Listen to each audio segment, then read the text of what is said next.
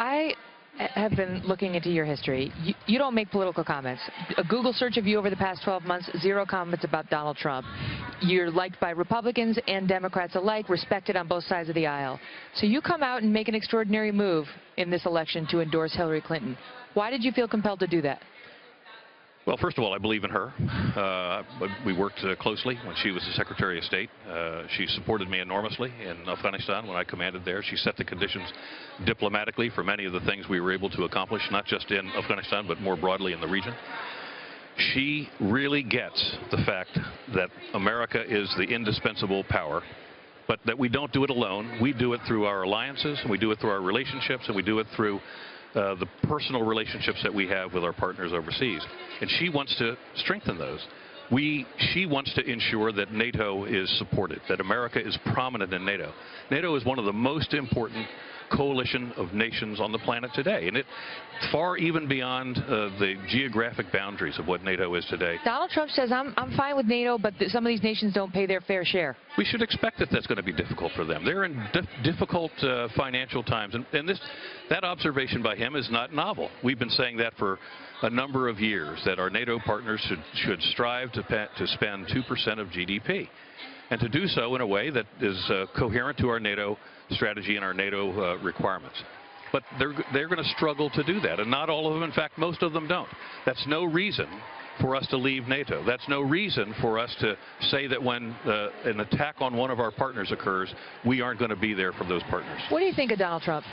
I'd like to not get into Well, what do you think of his foreign policy? Because in particular, he's got a plan for fighting ISIS, which he won't fully reveal because he says he doesn't want them to know it. But what he has said is, first he decried Middle East entanglements and condemned the neocons. But then he switched in March and said we need 20 to 30,000 ground troops in Iraq. He says we need to destroy the oil fields, which provide money to ISIS over there. But beyond that, he doesn't say anything. Well, there isn't much substance there. And we're all eagerly awaiting for some kind of more definitive statement on how he would be engaged in the Middle East, and I think more specifically, as you propose, how we'll deal with the Islamic State. And we all need to hear that because if he's going to be supported, he needs to be sufficiently clear so that we know where he wants to take the country and where he wants to take the military. He's beloved by a lot of military, you know, rank and file. Mm-hmm. That's okay. That's their choice. What do you make of it? I mean, do you think he's a dangerous commander-in-chief, potentially? Again, I'm not going to get into superlatives in this regard.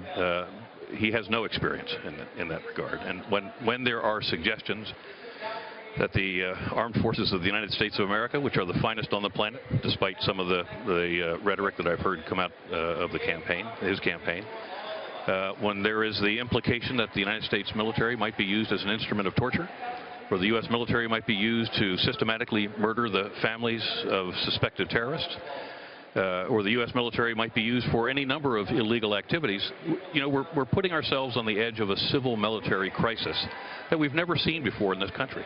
We don't need to go there. The United States military is the finest on the planet.